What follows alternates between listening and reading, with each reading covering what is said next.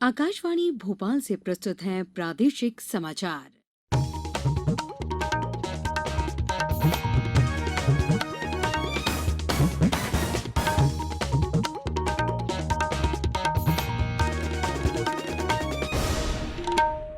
नमस्कार, समाचारों के साथ मैं पूर्वा त्रिवेदी। पहले एक अपील।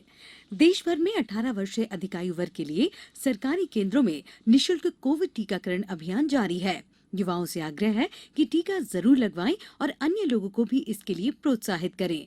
जब तक आवश्यक न हो, घर से बाहर न निकलें और सुरक्षा के 3 सरल उपायों का पालन करें। मास्क लगाएं, 2 गज की सुरक्षित दूरी बनाए रखें, हाथ और चेहरा साफ रखें।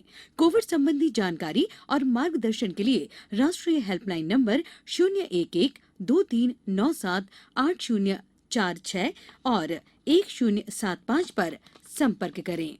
अब इस बुलेटिन के समाचार। सबसे पहले मुख्य समाचार।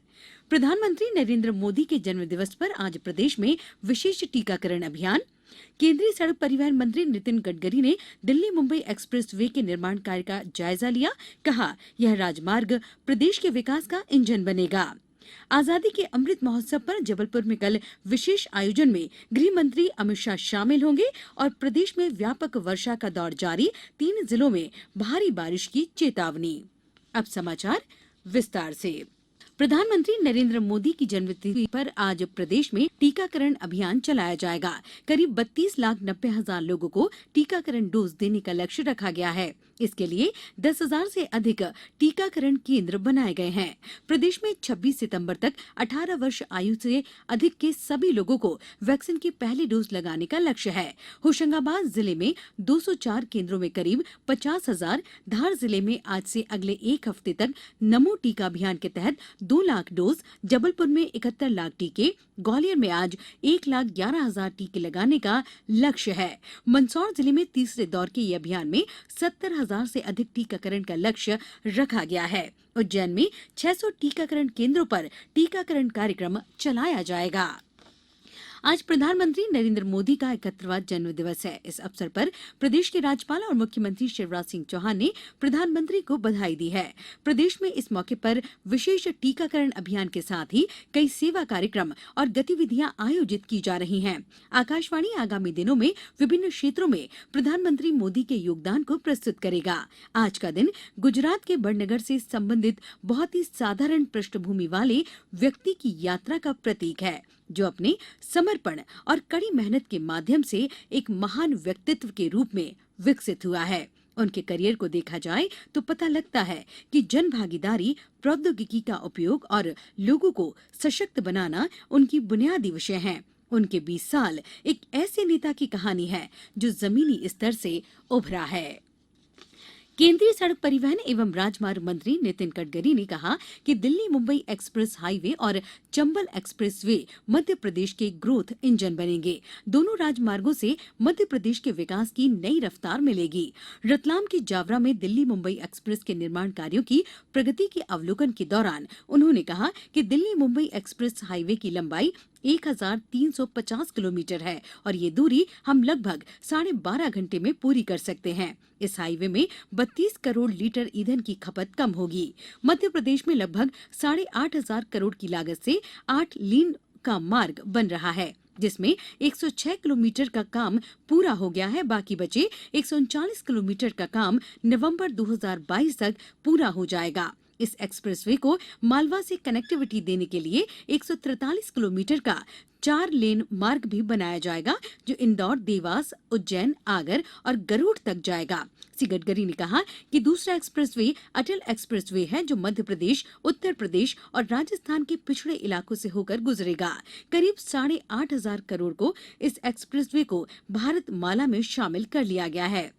403 किलोमीटर लंबे एक्सप्रेसवे का 313 किलोमीटर का मार्ग मध्य प्रदेश में पड़ेगा। प्रधानमंत्री नरेंद्र मोदी आगामी 26 सितंबर को आकाशवाणी से मन की बात कार्यक्रम के जरिए देशवासियों से अपने विचार साझा करेंगे। ये मासिक रेडियो कार्यक्रम की 81वीं कड़ी होगी। लोग अपने सुझाव 1800-117800 पर हिंदी या अंग्रेजी में रिकॉर्ड करा सकते हैं। लोग 1922 पर मिस्ड कॉल भी दे सकते हैं। अब समाचारों में वक्त है एक ब्रेक का।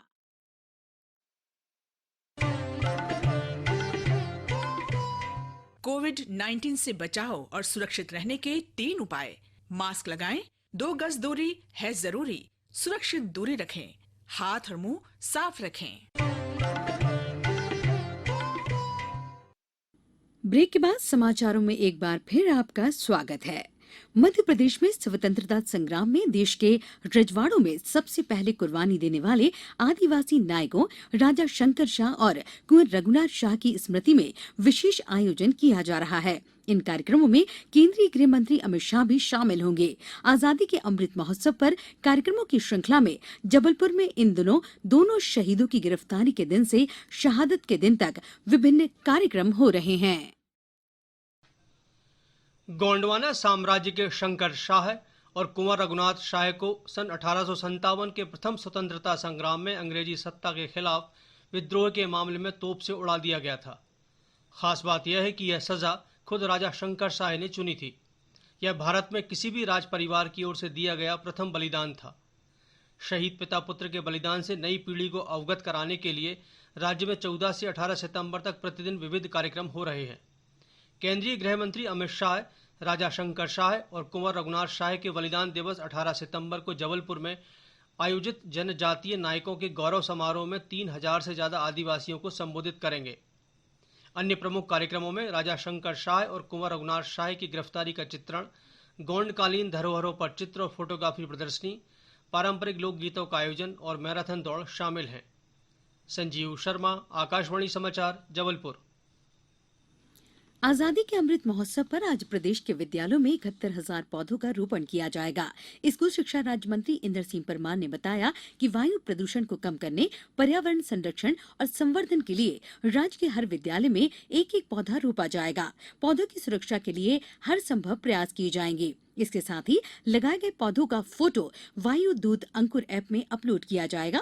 वहीं भोपाल के लाहौरपुर में स्थित इकोलॉजिकल पार्क परिसर में वृक्षारोपण कार्यक्रम आयोजित होगा, जिसमें विभिन्न प्रजाति के पौधे रोपे जाएंगे।